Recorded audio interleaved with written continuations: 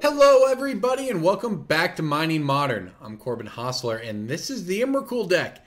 If that sounds familiar, it's for a good reason. It's because this is the deck I started Mining Modern with just a little over 3 years ago. In May of 2016, I started Mining Modern with the Emrakul deck.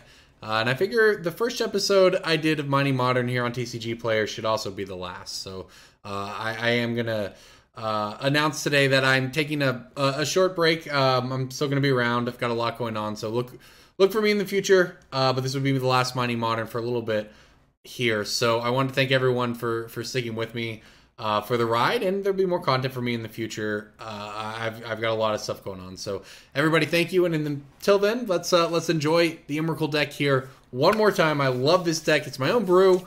It is a bunch of ways to cheat Emrakul into play. It's that simple. It involves Mana Dorks, Windbrisk Kites, Lotus Cobras. It's got a lot going on for it, so it's a pretty cool deck. Our opponent doing objectively less cool things with this Glade Cover Scout.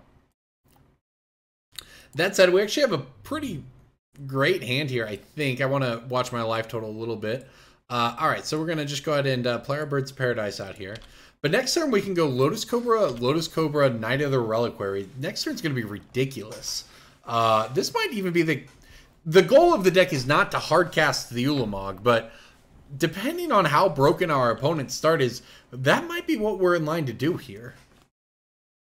Our opponent, this was reasonably beatable, I suppose. There's always the Daybreak Coronet that follows, but that's something. Okay, here we go. Let's get started. Lotus Cobra number 1, please. Yeah, this is going to be sweet. Alright, so we'll fetch. Look, this is how this is going to work. Every fetch land we play gets 3 mana with Lotus Cobra, so we're going to get to do a lot here. It's going to be really fun. Okay, so we're going to go ahead and just fetch out the other basic force, I suppose, to save life. Yeah, I suppose that's fine. We need to make sure to add white mana here, though.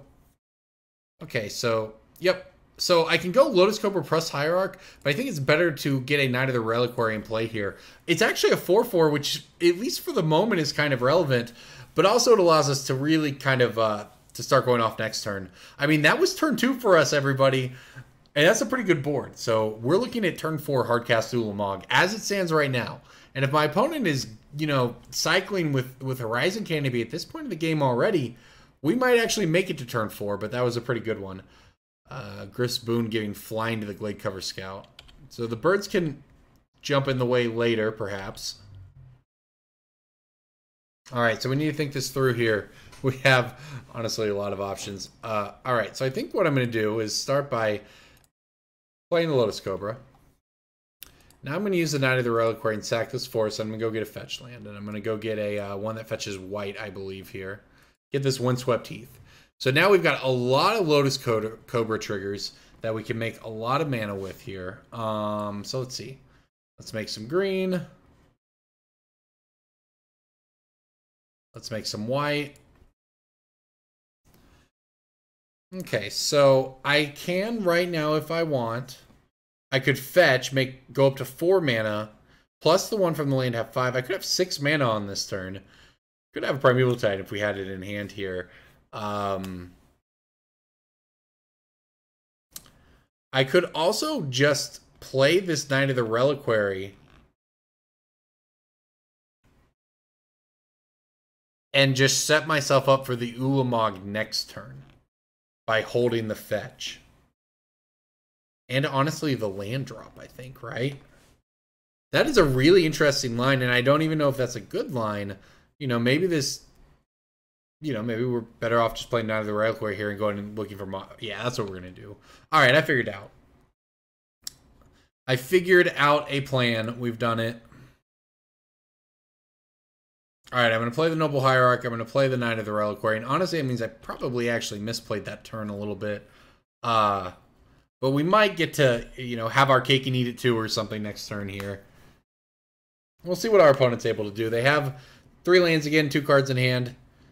They got to see a couple. There is the Daybreak Coronet. So that's 6 coming at us. That'll put us to 7. I could think about blocking. Should I actually count up my mana next turn? I'd really prefer not to. So I'll just take it. Maybe a little lazy. No, I think this is fine, though. I should be able to still chump block next turn. Be pretty unlucky for them to draw Spirit Mantle or whatever. We could very likely use the mana here. Okay, so let's move to our turn and see what we can do. All right, we hit a Temple Garden. It's good to keep in mind. First things first, let's fetch. One of the big problems here is actually the fact that I just don't have that many lands that don't do any damage left, but we'll start with the plains here and start adding mana, work our way up to this Ulamog, see how deep we have to go. All right, so right now I have access to 1, 2, 3 on the board, 4, 5 in my pool, 6 with the Birds of Paradise here, 7 with the Noble Hierarch, so I need 4 more. The Temple Garden will get me... Here's the thing, the Temple Garden will get me 2 just by playing it. I could shock it in. I'm just trying to think what I can do with my Knight of the Reliquaries here. If I put the Temple Garden into play tapped, that gives me 2 mana. Then I'm up to 4. 5 with the bird, 6 with the Hierarch, 7 with the lands in play. And then the Knight gets... Both Knights could sack lands, get Wimbrous Kites. That gives me 2 each. That gets me up to 11. I get to play the Ulamog and have 2 Windburst Kites. The only thing I think we're scared of there is like Rancor off the top or something. I think that might be the line I go with. And the Rancor will actually be beatable. We're going to have an Ulamog in play. We're hardcasting an Ulamog. So, yeah,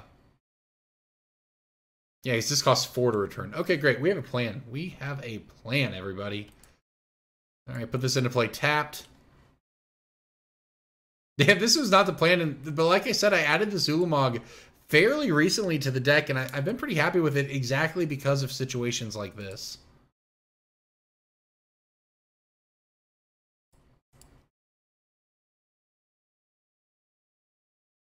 All right, so right now we have 6, 7 in our pool. This land will come into play, go to 8, 9. The forest goes to 10. We're actually going to have way more mana than we need. So maybe I could have jump blocked last turn. But actually, maybe that... Wait, what? Yeah, this is still right. Okay. An embarrassment of riches, as they say. This also means we could have cast Emrakul, just for the record. All right, we whiffed on this one. That is okay with me. That happens. All right, get some more mana in here. This deck is a blast. This is just objectively fun Magic, right? Anyway, this is 11. I get to keep my Knight. This is perfect. This is what I meant by having my cake and eating it too. This is silly. Maybe I should have killed the Daybreak Coronet. I want to make sure I can block the thing though. Is the thing. Because the Annihilator is what's going to take him out of the game. All right, this is what I meant. Look at this. So by having my cake and eating it too, or whatever, right? We get to still have another Reliquary tapped to sacrifice that forest on the instep. Their instep to go digging for another Wimbrous Kites to try to win the game. But we can also, we could also go get Colony Garden if we needed a blocker or something weird like that. And I don't know if we were to get past, I suppose we could turn the forest. It doesn't matter. We have all the options at this point. Our opponent needs... Honestly, Rancor is not enough. It has to be Griff's Boon plus Rancor. Well, I guess just Griff's Boon gets it done in this case. So, well, there you go. There was a point to saving our Birds of Paradise. And I think this means our opponent doesn't have it here. So what are you really supposed to do? You're going to get annihilated for 4 when Ulamog attacks. Ulamog, by the way, is indestructible. Plus, you're going to be contending with a Birds of Paradise out from underneath this Wimbrous Kites. It's a little more relevant than it sounds. Kessig Wolfrun is in the deck, and honestly, this is a pretty key part of the deck because it gives you ways to give, something like Ulamog. Well, there's the Rancor. Gives your Ulamog trample, which is big. But a lot of times you just dump your mana into a Birds of Paradise or something and win that way. Our opponent, by the way, playing out Dryad Arbor as their last card, just definitely in trouble here. All right, I'm not going to forget. All right, let's see what we get this time around.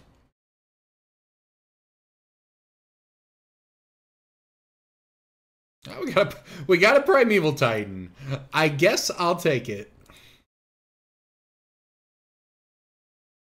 Do I have 3 creatures to attack with? That's the question. Alright, this fetches a Dryad Arbor. It also makes a ton of mana. Well,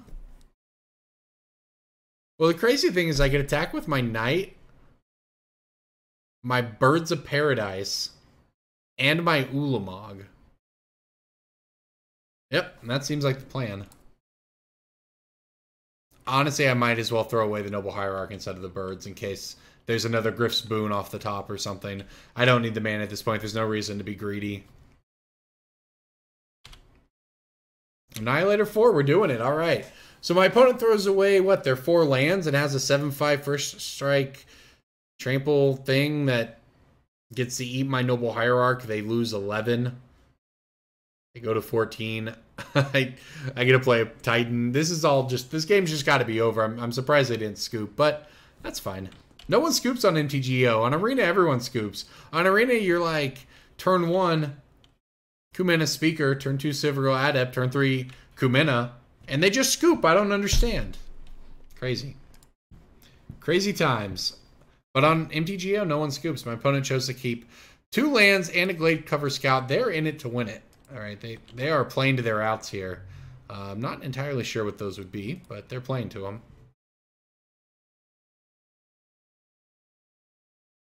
All right, let's go ahead and start with this. Let's go ahead and start with this Bird's Paradise we can cast for free, just to show, hey, it's not always that bad. And now we'll cast a Primeval Titan. I would like to use the ability. I'd like to go get 2 more Windbrisk Kites, I think. That's a lot of triggers. A lot of triggers for this deck. All right, I'm going no to Lotus Cobra triggers right now. We don't need them at the moment. Wow, we whiffed on that one too. All right, we're getting all of our bad luck out of the way in a game we're going to win anyways. This works out just fine for me. Wow, we still didn't get there. Okay. That's funny. All right. Well, I guess I have to lose mana anyways. Okay, well, look at that. Game not over. I mean, it is over just due to the fact that we're going to give our Ulamog trample and our opponent sees that and scoops. Not sure what they were looking for, but now we get to play game 2, and I get to bring in these Blessed Alliance. We don't necessarily have a ton against our opponent, but Blessed Alliance, one of the reasons it's in this deck is for the flexibility against things like Bogles. We get to make them sacrifice a creature, so definitely into that life. Going to cut Generator Servants. It's usually the first cut. Occasionally I'll cut Nest Invaders. Depending on just how important it is for me to have a turn 3 through the breach. So that's typically matchups where you're looking at Damping Spheres coming in anyways. Recipe, Sony Silence, Ancient Grudge. None of this is needed. Yeah, this is good enough. We've got a couple Silver Bullets, but as we saw there in game 1, we can just beat them straight up. Emrakul deck can do that. No Emrakuls, by the way, made an appearance in that game, but I think Emrakuls might make an appearance in this game, and they might make an appearance on turn 3 or so. And I'm aware we only have 1 land. You know, the great part about playing against Bogles, you know, not that it's not great playing against Bogles, I suppose, but they do tend to just let you do your thing. You know, I'm gonna go turn 1 Birds. I'm gonna go turn 2 Generator Servant. No, turn 2, Noble Hierarch, Birds. I guess it's all the same. I guess I need a land to actually have a turn 3 here. Well, our opponent actually had a good hand this time too, so we're actually taking damage this time around. Alright, we did it. So 1, 2, 3, 4, 5. Yep, okay, so we'll just add this mana. We'll cast our Generator Servant. We'll play our Mosswarp Bridge here. So, okay, nice Bird's Paradise. So, if we don't get Pathed, actually, which is kind of funny, right? Because Generator Servant adds more mana than you get from a Path. Usually not the case, but depending on how many permanents our opponent can get on board here, it might be what this comes down to. Because we're only going to be attacking for 16 damage with the... Oh, we don't even have Exalted Trigger, sorry. So only for 15 damage, so not lethal here. Our opponent's going to knock us down to 9. And if they pass the turn with this exact 6 permanents, the game's over. But if they get to 7, it might not be. And they're, well, Okay. Oh, this is so bad for my opponent. So they played the Griff Spoon with that white mana. Oh, they're going to feel so bad. They played Griff Spoon with that white mana, and then they shocked in that Temple Garden because they let us have our Generator Servant. Wipe out the Generator Servant. Path whatever it brings out. Path the Primeval Titan that I'm going to play off of it. Unfortunately for them, Emrakul, the Aeons Torn, has protection from colored spells, and shocking it put them down to lethal. So they're dead. We pulled off a turn 3, it looks like.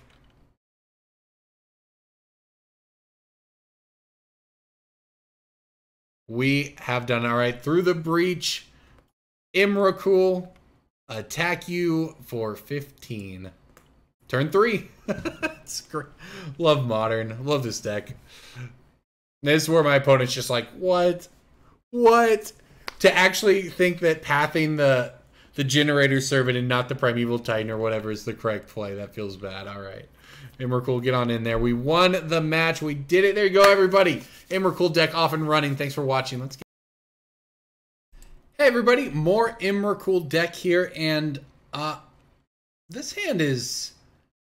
It's tempting because of the two. It's got a lot of mana production. It just needs a payoff card. Man, is this hand slow, though. That said, I'm going to give it a shot here. We're on the play, which factors a lot into my decision here, because the thing is, what this hand does have going for it is it has a turn 4 kill that it's looking at right now, possible with the Windbrisk Kites and the Birds of Paradise, but it can develop a lot from there, right? There's a lot of different ways we can go here, so that's not bad. We get a Hideaway. All right, we'll take a Knight of the Reliquary. That's good value. Our opponent playing a somewhat fair deck in the sense that it uses combat, I suppose, occasionally with Hardened Scales. But we'll send a message by attacking them here.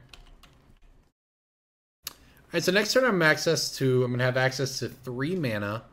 Or the thing is 4 with the Nest Invader. I could actually play Nest Invader plus Generator Servant if I wanted to. Or I can do what is likely a much better line. Play the Windbrisk Kites here. Hope to hit something good. We did. That's an Emrakul. We did it. Now I can play Nest Invader. Plus Birds of Paradise. And basically, yeah, it comes down to this. Our opponent kills us, or they kill our creatures, or they die when we untap. Not bad, right? Not bad for a hand that didn't look like it was going to get there. We're just going to have a turn 4 kill. We played a turn 1 tap land, said go, kill him on turn 4. Nice Phyrexia score. All right, so our opponent, this is actually pretty good for them. You know, I know I said all that about killing them, and I certainly hope we do, but Annihilator 6, they have a lot of permanents in play. They have 5-7 permanents, and the Hangerback's going to leave them a couple behind. I think we have enough follow-up here with the Windbrisk Kites that we'll get there. The Windbrisk Kites in the night that we'll get there, but a little closer than maybe we'd like. That Lotus Cobra isn't bad either. All right, let's start things off. Attack here.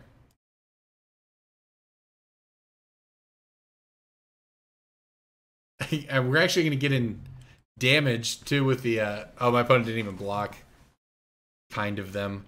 All right, so I think I can actually just do everything I want here. I can play the Lotus Cobra. I can play this land. I can add white mana with it.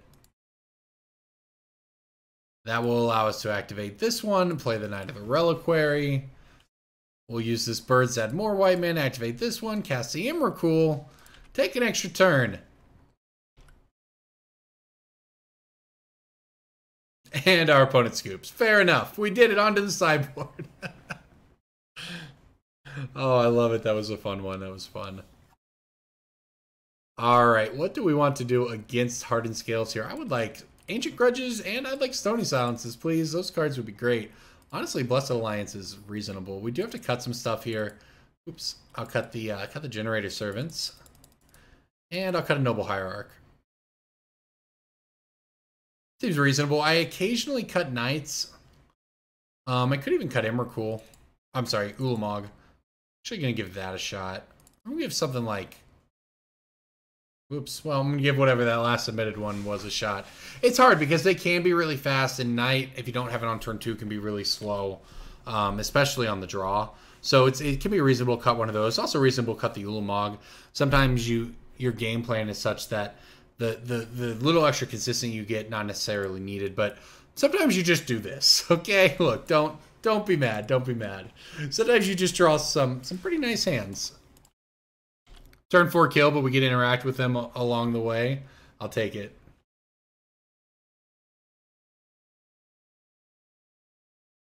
Alright, so yeah, we get to play birds here. We'll see what our opponent does on their next turn. Hopefully it's nothing too scary.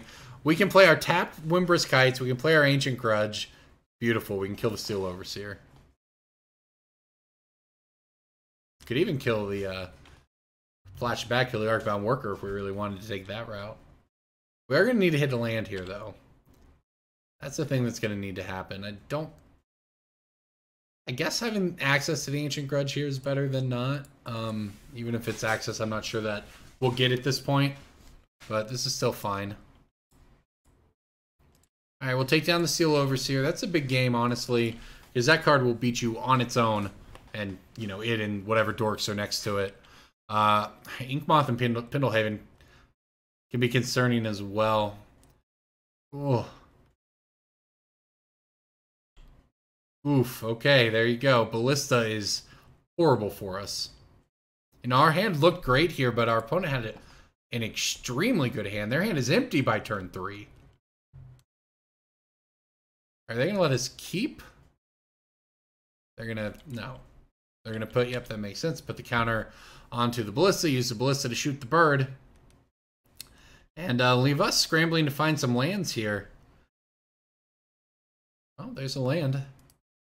I just don't know if we're going to be around for 2 more turns.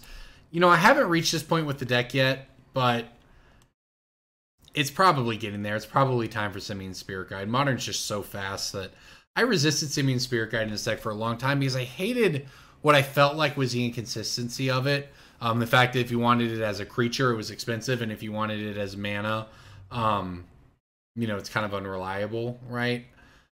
That said, this deck would probably just be better with Simian Spirit Guide, and Simian Spirit Guide would probably be pretty reasonable in this deck. But Modern's so fast at this point, it might just be needed. All of that said, I'm trying to think if we have a shot here. If we hit the... Well, you know what? If we hit the land... And we'll see what our opponent does here. Oh, they can they just kill us with the... Maybe not yet. Well, for whatever reason, our opponent just took over the board, but we're at 12 life, 1 infect, virtual 11 if you count the Ballista. We could hit a land and do this here. Come on, deck. Come on, deck. Hook me up. Oh my gosh, what a troll. Deck does that, though. Although, depending on what we hit here... Well, those weren't necessarily the ones I hit. Am I going to get another turn? Am I going to get to untap? That's the question. Because I could untap and try to play combat blocks, you know, in something. I think if we just hit those last 2 lands in a different order, we could have incept Emrakul here. Nice Pithing Needle. I was actually thinking we could incept Emrakul, attack them. It wouldn't kill them, but it would allow us to activate the Mossor Bridge, get blockers out from under with the Primeval Titan. Unfortunately, I don't think we're going to have that opportunity here, and probably don't even want to show my opponent anything, if that's going to be the case. Walking Ballista is very good against us, but they're not going for it yet.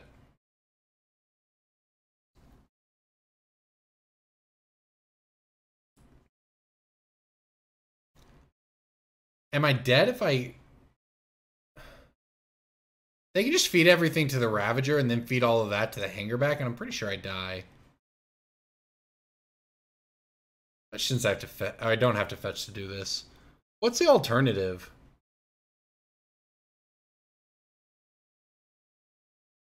The alternative is I pass the turn and hope that they decide to not do very much damage again. That doesn't seem very good. I guess we'll just give it a shot here, see what happens. If only I could splice. I could actually put 2 creatures into play. And we'll give it a shot.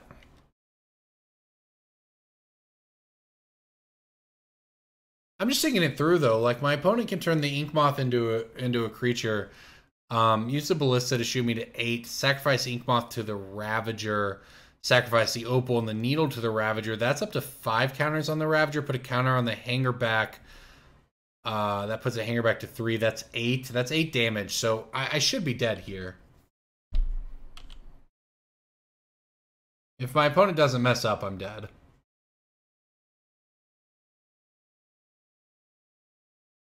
But I'll give him the opportunity to mess up.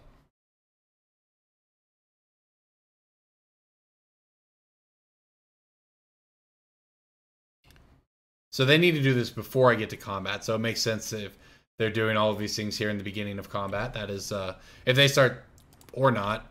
All right, they can respond to the trigger. It's all the same.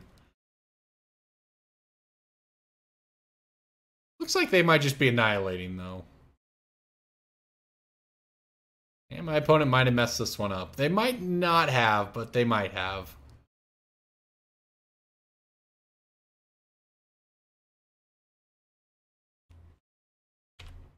No, this probably works too, right? Yeah, we're still dead. You just get to throw everything onto the Ballista and kill us.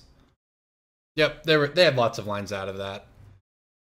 Sacrifice these 3, 5, attack us, kill us. Yep, okay. Fair enough. All right, good game. We were just a little too slow there. I think a turn earlier maybe would have worked. Do I want to change anything? This Blessed Alliance, not so good with the hangerbacks around. And there's just so little we can do against the stupid walking ballistas. They just obliterate us. But we'll give it a shot. Let's see if we can just go a little faster this time. Yeah, I mean, Simian Spirit Guides, the other thing is if you play it, you almost definitely want to play it as a 4-of. So you'd cut the Generator Servants for him, but the thing is the deck needs 2-drops. So I'm just not sure that that is a worthwhile trade-off, but it might be. I'd honestly really love if I could find spots for him in addition, if I could get maybe a couple of them in there or something. I would like to play first. I guess I'm in. This is not the hand I expected to have. Oh gosh, it's also... There's no Sacred Foundry in the deck, and trust me, that decision came after lots of thought and lots of playtesting, but this is a one situation where it can get you. Let's see what happens here. Alright, see, we figured it out. Okay, so I actually still have a lot of options. My opponent hasn't done anything I care about yet, so I think I'm just going to go ahead and fetch, and I'm going to play the Stony Silence here. Nope, yes, I'm playing the Ancient Grudge. Sorry, I'm playing the Ancient Grudge and the Windburst Kites. I'm sorry, I'm talking too much. The plan this turn is to play either the Ancient Grudge or the Nest Invader. Because the Stony Silence, at the moment, not doing a lot. I'm really tempted, and in fact, think I'm just going to do it here. I'm going to go ahead and kill this. Now, maybe I should have played the Nest... I don't know, it's so hard. Maybe I should have played the Nest Invader that turn, though. The next turn, I have 4 mana. But I still don't have the white mana, so it still doesn't change much there.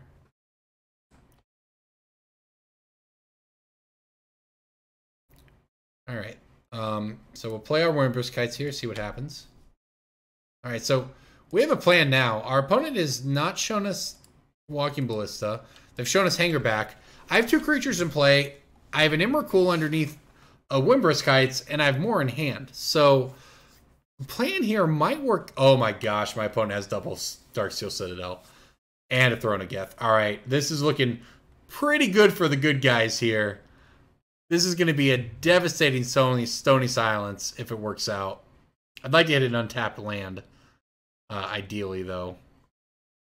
It does kind of matter, I suppose. Oh, yeah, untapped land would be great. And we did it. Nice. All right, great, beautiful. This way I don't have to sacrifice my spawn. It's actually super important because it means that, well, I suppose if we draw another white land, we have a kill next turn. We don't actually have the kill without that. But this Stony Silence pretty much sets my opponent back into the Dark Ages here. So it might work out okay. I suppose their best play is to sacrifice a Darksteel Citadel right now to put a second counter on the hanger back. Reasonable. But still very painful. They're going to have... I mean, basically we double Stone Rained them here while taking their, you know, their Throne of Geth, making it irrelevant and capping their hanger back. And while hanger back is fine for the moment, they lose as soon as we hit a white source. At least as the game currently stands. That Dismember was something, but I guess that was enough. We did it! Emrakul deck taking it down. Everybody, we took down Hardened Scales. That was a lot of fun. Hey everybody, Corbin Hostler here with more Emrakul deck, and this hand is, I guess, keepable. It needs a payoff card, but, well, I say that. There's just some... That was the first way I looked at the hand. The second way I looked at the hand, I realized it had a turn 3 kill in it. This hand's sweet. All right. Of course, see what our opponent's up to. Maybe they're playing Storm. The only deck that could possibly play Spire Bluff Canal on the first turn. That was sarcasm. I do actually have to do it this way with the Temple Garden to enable the turn 3 kill. If our opponent's playing Phoenix, that's fine. Hopefully we don't get gut-shotted into oblivion here.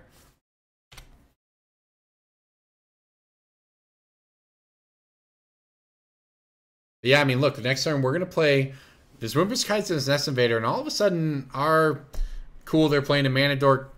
I've got a few turns. Hand might become you're dead if we untap. So we're at the very least going to be putting a lot of pressure on our opponent here, which is nice. So they Serum Visions and then make their land drop. We've got stuff working here because that Emrakul is a nice payoff. So the beauty of this is, yeah, so what I have so many different ways I could play this. I could play Lotus Cobra.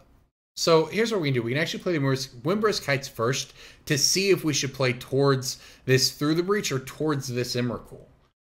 I'm sorry, towards the Through the Breach Emrakul or to the Wimper's Kites. And that'll inform what 2-drop we play. As you can see, we hard whiffed on that one. So guess we'll be going with the Lotus Cobra plan this time around. Although Nest Invader just does both, doesn't it? We just have enough mana. Nest Invader just does both. We can have 5 mana next turn if we draw a land, which was always going to be the case with Lotus Cobra no matter what. But this way we're threatening. You know, maybe our opponent does something different because we have this Wimper's Kites, or maybe they play Asvertold off a Simian Spirit Guide. I wish there was something good under there, or that I'd hit land. All right, well, that's too bad. Interesting that our opponent did nothing. I was expecting to get balanced there. But if the game isn't over, I'll play like the game is not quite over. Guess I'll play Generator Servant.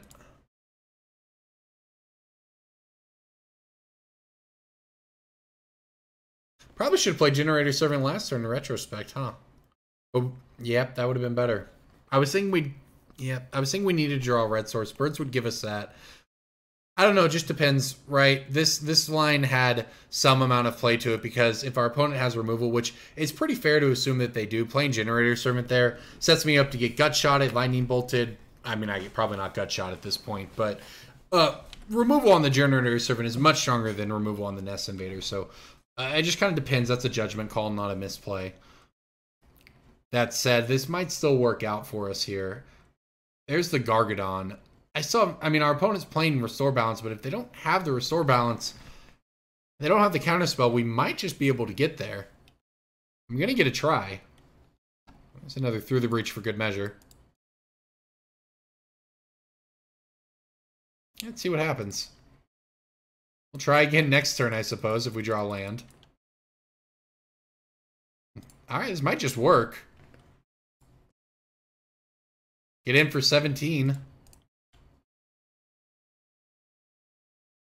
Well, okay, guess our opponent didn't have anything. That worked out. That said, I can't imagine playing against what I assume is Restore Balance is great for us. These Damping Spheres are going to be good, though. Or at least reasonable. Honestly, not sure what else I'm looking at over there. I'm not sure. Don't know the deck well enough, I won't lie. I have no idea what that deck looks like, or even if it is a deck at this point. I simply don't know, so I'm not even sure exactly what to do here. I mean, this is kind of how I would generically sideboard. Board out a Mana Dork and the Generator Servants and get in. But do they play counterspells? Do I need Summoning Trap? That's the question. On the draw, I'm going to keep the Mana Dork in instead, and we'll give this a shot and see what we can do.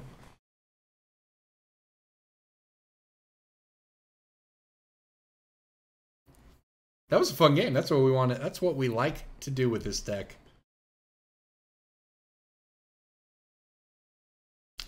All right, this hand, this hand would be pretty sweet if this Guessing Wolf one was a forest. Unfortunately, it is not. That's okay. This hand, however, this hand is great. Nest Invader on top. I actually don't think that I want that. Damping Sphere is going to be my turn 2 play here. I don't know. I could have kept it. It would have been fine. Could have led us possibly to casting Emrakul. I'm sorry, Primeval Titan on turn 3 rather than through the breaching it. On the other hand, it could be, you know, now we get to through the breach Emrakul, right? And instead of casting Primeval Titans. So we have lots of 2-drops that fill that role, so we can pitch that one there. All right, that's not a bad draw either. I should have note to anybody looking to build this deck because I misplayed right there by going too fast. I should have played the Wooded Foothills and fetched for the basic forest. I tend to fetch for the basic lands in this deck because you can. I mean, your Mana Dorks all make colored mana for the most part outside of Generator Servants. So you can get away with it, minimize the amount of damage you do to yourself. But by doing that, the Wooded Foothills can only fetch the basic forest, whereas the Windswept Heath could have fetched the forest or the plains later on in the game, if that mattered. That said, this was pretty sweet, actually. I get to play birds here. We're just going to have it all anyways, I guess, at least to an extent. I get to play out the Damping Sphere. See what my opponent has to say about that. Is it even actually that good? I don't really know the answer to that. But it's something. It at least disrupts... and given what we have in hand, maybe this is important, right? It disrupts the as foretold restore balance this turn, which means, heck, if we draw Emrakul, we can win the game. So, in that sense, it provides some value. Not much against Anger of the Gods, though. All right, that's fine. Now we know what we're up against. By the way, the beauty of playing through the breach is that so many games exactly like this one, and we'll see how this, this particular game goes. But a lot of games that look a lot like this one, your opponent boards into a lot of removal, and they say I'm not going to let you attack with 3 creatures. I'm not going to let you have 10 power in play, and that's all fine. And then they just get through the breach on the inset plus through the breach on my main phase or something, right? Because that works. It's an instant. It puts it in play, and you sacrifice it at the beginning of the next instep. So you put Emrakul into play on their instep. It doesn't get sacrificed until your instep, which allows you to take 2 shots at it.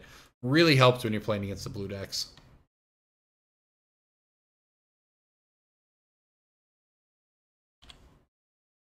All right, well, that was the turn I would have wanted to draw an Emrakul. I did not. But I think I'm going to... excuse me. I guess I'm just going to pass the turn. I'm pretty tempted to go for it, I won't lie. But it wouldn't have killed my opponent. Well, that's unfortunate. I'm kind of content to do nothing for the moment, maybe.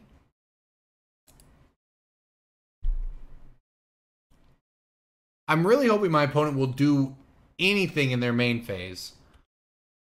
And then I could take advantage of the tax to get him with the through the breach in the instep. That was the hope. I really didn't expect him to do nothing there. Now I may as well see if I draw another land. I did not, but you know what? That worked out. So this was the other, reasoning behind that is now my opponent's instep. I can go for through the breach, and the payoff this time is an Emrakul. And if that doesn't work, or we go to combat and they cryptic command it down, which does effectively counter it, and gets the Emrakul out of my hand that way, we can untap and play Primeval Titan and try to get some lands out there and try to manufacture something, so to speak. So, and there's actually some ways we can do that. So we'll see what happens here. Also, if my opponent's plan is interact with sacrifice effects, this is obviously very powerful. That said, I have no clue what they're doing.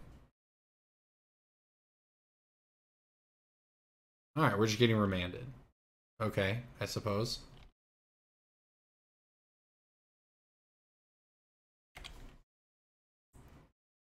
Alright, there's a Primeval Titan off of Windward Kites.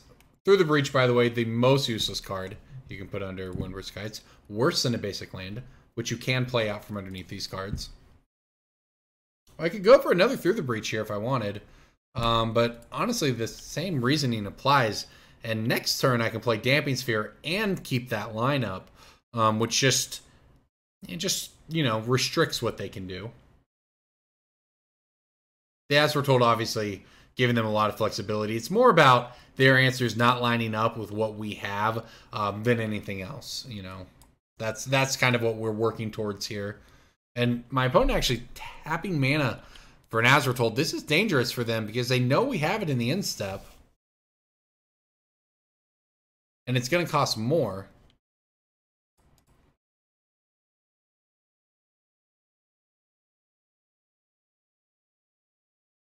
I have some plans here to try to sneak through a way through this game, but we'll see what happens right now. I wonder if I should have... I don't know if it would matter. So I could have replied to the As We're Told. All right, my opponent has another remand. Fair enough, I suppose. With that said, now they have less mana open. Once each turn, so they still can. The question is, since they're tapped 4 mana actually change how I should play the game? Should I, you know, just go... No, I'm going to just play the Stamping Sphere out. I don't know if playing this slow is correct or not. Nor do I know that playing Damping Sphere over Birds was correct there, because the Birds is something to put the Kessig Wolf Run on, but it has that whole line, because people don't really think about it, that whole line has a lot more power when you fetch out your Dryad Arbor in their end step and then go for it, than if you play Birds of Paradise, it's your only thing going on and you're just hoping. But our opponent finally found something there. The Ancestral Vision, probably pretty bad for us. Maybe I should have played this game more aggressively. I'm not sure if it would have made a difference.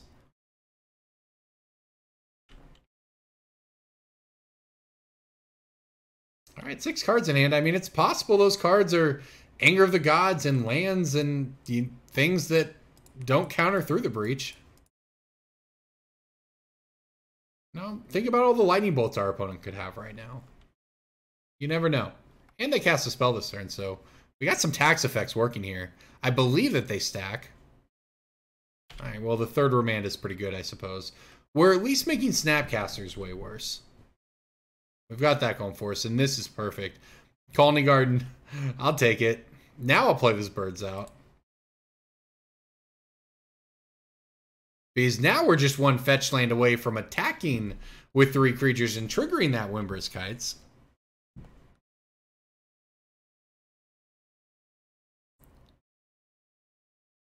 So the only difference here is I know that, look, probably a lot of you think I should have just gone for this Through the Breach multiple times here.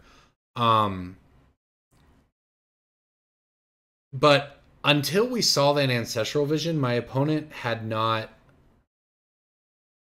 demonstrated any actual card draw. So, you know, we were draining them of resources in that sense. And also with the As We're Told, it's not like making them, you know, it doesn't change that much. Their mana production is going to be what it is, but the tax effects with the Damping Sphere is what I'm trying to work off of on their turn, because it at least punishes them somewhat, while realistically accomplishing the same effect for us, just possibly a turn later. But if all they're going to have are remands, they might just not have an answer to this. They might not have a hard counter. They might have 6 permanents to sack, but we have the follow-up Primeval Titan, remember? Also, you know they'd be dead to the 15-15, but here we go. My opponent is tapping a bunch of mana here. 7 mana. Oh, they're going in on the Gargadon? What's going on here? Okay. Interested to see where this goes. If my opponent throws away everything, another option available to me is to just through the breach Emrakul in combat and block. That is a thing I can do.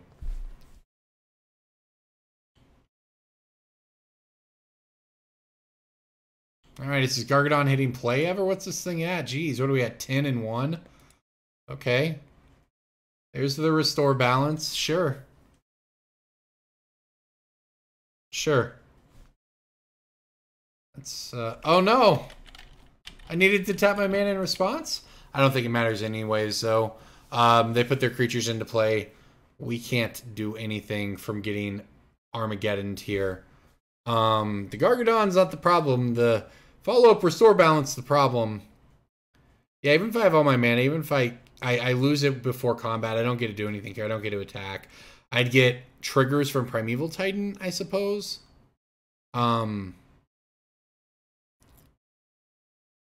But I wouldn't have the Primeval Titan when I untapped. I'd have a birds and 2 lands. I mean, I guess that's better than nothing. But at this point, it seems pretty hard to win. My opponent has Gargadons. Yeah, very dead. Okay, moving on to game 3. Let's see if we can be a little faster this time around.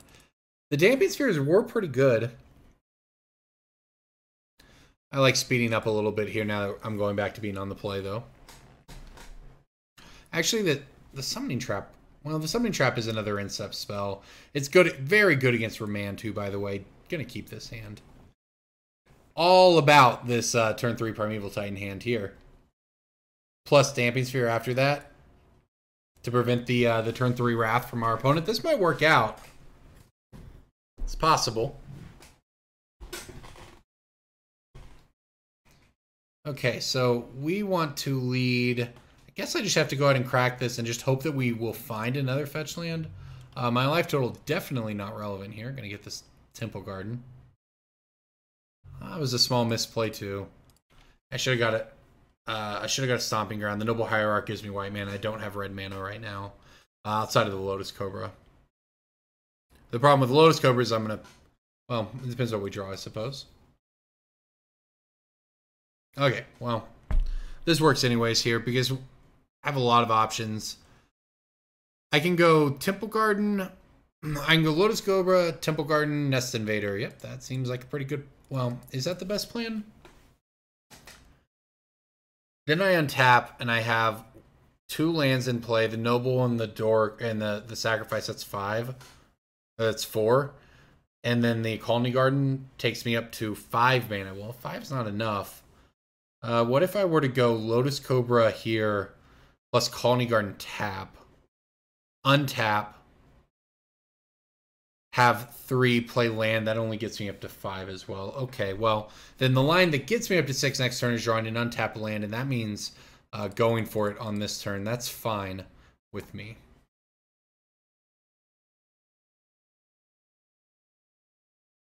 But yeah, I mean, that slight misplay there, probably not going to cost me anything, but it's the kind of thing that, you know, occasionally it can, right? We could, you know, get our board wrath here, lose our access to colored mana production, but draw Emrakul through the breach and then not draw red lands, right? It is possible. A sort of weird thing comes up.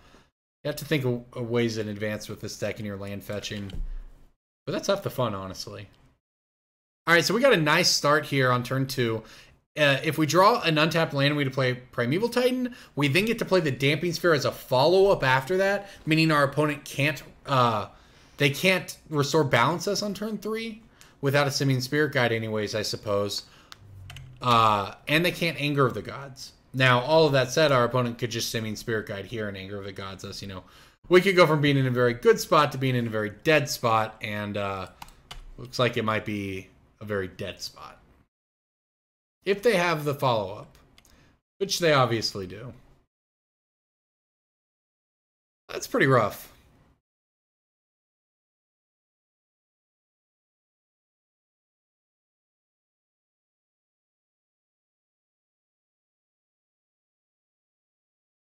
Oh, I see. I'm choosing the ones I keep. I'll keep these, I suppose. Well, the turn 2 Wrath of God plus discard, that was pretty good. This deck's dumb. We were going to get there, too. We were going to get there so well. Oh, it's okay. It's okay. It's okay. The restore balance was going to get us no matter what. The thing is, though, I guess we were never going to beat the Simian Spirit Guide in this scenario here. This deck is just a nightmare matchup for any creature deck. That said, we have access to our red mana now. You never know. Maybe we can get lucky here. We are going to need to get a little bit lucky as our opponent with the As Foretold out and the blue filter, and he's going to find some real cards fairly soon. Turn 2 Wraths. That's pretty good. No one plays Pyroclasm anymore. Turns out it's a good Magic card. Alright, well, you know what? We're climbing back on board. We're going to send a message by attacking with our plant token, and then we're going to hope to draw a land and cast a Primeval Titan. You never know, we might get lucky. I actually don't know how I feel about my opponent missing land drops, though. That's probably just terrible for us. Means their hand is all gas, or at the very least is a remand, which is pretty much all it takes. Alright, well, you know what? Emrakul is by far not the worst draw. Not the best. I would have liked to try to resolve a Primeval Titan there, but it does mean that 4 more cards in our deck are live with the Through the Breaches, so it's something. I've thought a lot about cards like, say, Ilharg or something for this deck. The problem, if you're thinking about ways to improve this deck, is that, and I would love anyone's recommendations or suggestions. I've tried to mash it into Amulet Bloom several times. It just doesn't quite work. But keep in mind, if there are cards out there that you need cards that put cards into play and allow them to attack on the same turn, but not put into play tapped and attacking, like, say, Ilharg. You know, I was running Quicksilver Amulet for a while, which is a very slow way to cheat cards from your hand into play. And it was just too slow, right? Especially in Modern. Modern's only gotten faster since then. By the way, I think our opponent is just going full on. Yep, cool. That deck is something. Good games. Everybody, this is Mighty Modern. I'm Corbin Hostler. I've really loved all the times that I've put in here with TCGplayer and with this series. So wherever my content goes in the future, wherever I go from here, thank you everyone for sticking. Hello everybody, and welcome to the deck tech for the Emrakul deck. So this was the first deck I ever did for Mighty Modern just a little over 3 years ago. So I figure it should be the last too. This is my last video. For a while, I've got a lot going on. I'll be around in the future, so keep an eye out. But I want to thank TCGplayer for the last 3 years. It's just, it's been 3 years and a little bit of change. So it's been great. So I figured we should end Mighty Modern here the way we began it, with this really neat Emrakul deck. So what is the deck? Come a long way in the last 3 years, but in some ways it's basically the same deck. We've got 5 Eldrazi, Ulamog, Emrakul. They have Annihilator. It's a mechanic that will be important to remember. Moving on. We've got 7 Mana Dorks. Well, what are those going to ramp us into? Not Eldrazi. We're not trying to cast these Eldrazi off of those Mana Dorks in the normal sense. Here's what we're going to do. We're going to cheat them into play in a variety of ways. Through the Breach is the obvious one. That's a given, but this is where it gets different. We've got Mosswort Bridge here. That is a land that has the Claw's Hideaway. When it comes into play, look at the top 4, put one face down underneath it. Then later, if you have 10 power or greater, you can cast the card from underneath it without paying its mana cost. So, note the key word there. You can cast that card. If you cast Ulamog, you get to destroy something. If you cast Emrakul, you get to take an extra turn, and then you get to annihilate them. It's pretty good. Next up, Windbrisk Heights. Same thing, same hideaway mechanic. This time the clause is attacking with 3 or more creatures. So as you can see, we need creatures in play. We have Through the Breach. We need a mana ramp. Well, what brings that all together? The Mana Dorks, the Nest Invaders. This one is beautiful. This enables things like turn 1 Birds, turn 2 Nest Invader plus Windbrisk Heights, put Eldrazi underneath it, turn 3 attack with 3 creatures, cast Emrakul, take extra turn, win game. It's a pretty good line. But sometimes it's just a ramp by itself. It's also a creature, and that comes in quite relevant. Lotus Cobra does unreal things. By itself, it's a turn 3 Through the Breach. It's really good with Primeval Titan, clearly. Hey, people sleep on this card in Modern, but it is sure powerful when you have the right shelf for it. And here's a fun one I found myself. Generator Servant. It's an M15 common. I don't blame you for not knowing what it does. Generator Servant is a 2/1 for 2. You can sacrifice it to add 2 colorless mana. You have to tap, of course. It's got Summoning Sickness. But if that mana's spent on a creature spell, creature gains haste. So think about it. That's 2 mana in 1 card. Yeah, you have to wait a turn, but that's exactly all our deck. Our deck is aiming to turn 3 anyway. So turn 1 Mana Dork, turn 2 Generator Servant, that equals turn 3 Primeval Titan with haste. But that's a great scenario. But another scenario is turn 1, you play a Mana Dork and they Lightning Bolt it. They're playing Magic 2. Turn 2, you play Generator Servant, they play Tarmogoyf. Turn 3, Generator Servant by itself powers your Through the Breach of your Eldrazi or Primeval Titan. It's great. I love it. Primeval Titan, of course, goes and gets all the special lands. It brings it all together. And Knight of the Reliquary is probably my favorite card in the deck. It's one of my favorite Magic cards, but it ties everything together. It goes and gets the special lands. It's a creature for everything. It gives landfall for your Lotus Cobra. It ramps you when you want it to. And, by the way, sometimes it's a 5/5 or a 6/6. It's just an awesome card. Sideboard, fairly generic there. Sideboards are what you make them, but Bojuka Bog, as we have the Knights. Blessed Alliance is great. Summoning Trap for those counterspell decks.